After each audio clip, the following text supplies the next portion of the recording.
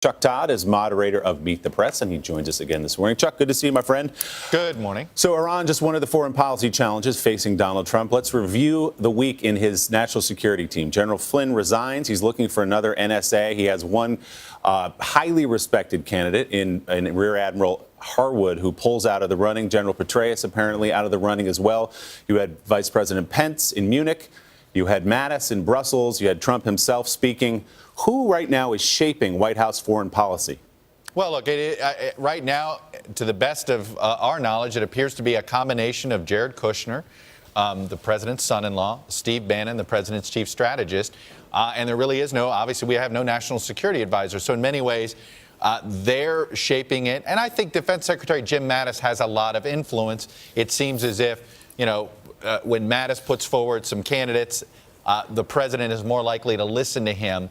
What's unclear is the role Secretary of State Rex Tillerson is going to be playing. Yeah. And that has been, I think, the head scratcher here. It was such a high profile pick. It was such a high profile search. And it does seem, of all of his national security team, if anyone looks like they're on the outside looking in, it appears to be Mr. Tillerson. Yeah, and some reports that Tillerson's not terribly pleased that he's been kind of locked out of some of these meetings with world leaders, for one thing.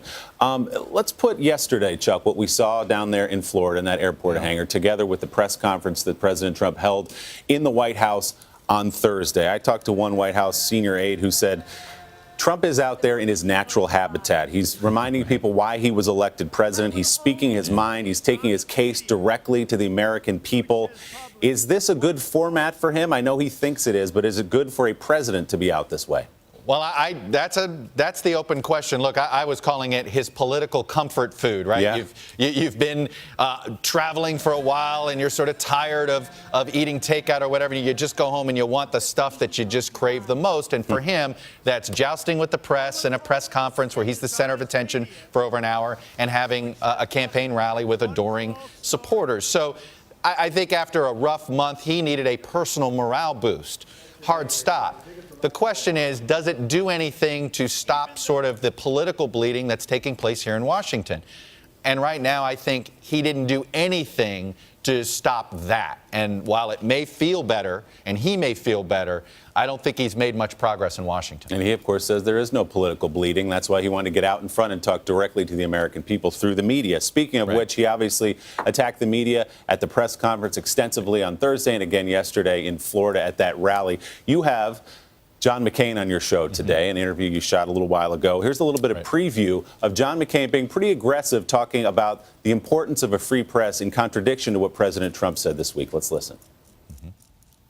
If you want to preserve democracy as we know it, you have to have a free and many times adversarial press. And without it, I'm afraid that we would lose so much of our individual liberties over time. That's how dictators get started. And I'm not saying that President Trump is trying to be a dictator. I'm just saying we need to learn the lessons of history.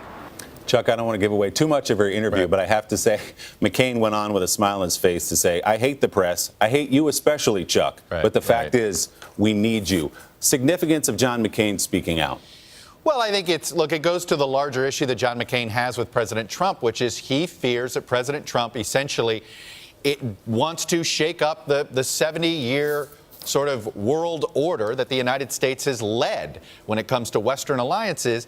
And he is concerned. It's also why John McCain is the biggest critic when it comes to Russia. And he has so much concern about the Russia issue because Russia, the Turkeys of the world, these sort of borderline Democratic elected dictator type authoritarians beat up on the press. And in many ways, what you've seen happen in Russia and in Turkey, you've seen the free press get almost shoved out of the country. And that's where John McCain is coming from. He's saying Donald Trump's not there yet, but there's a fine line between press criticism and press delegitimization. And I think that John McCain is concerned that he's crossed that line. We'll look forward to that full interview with you. Chuck, thanks so much. We'll be watching Meet the Press, of course. Chuck's guests also include White House Chief of Staff Reince Priebus.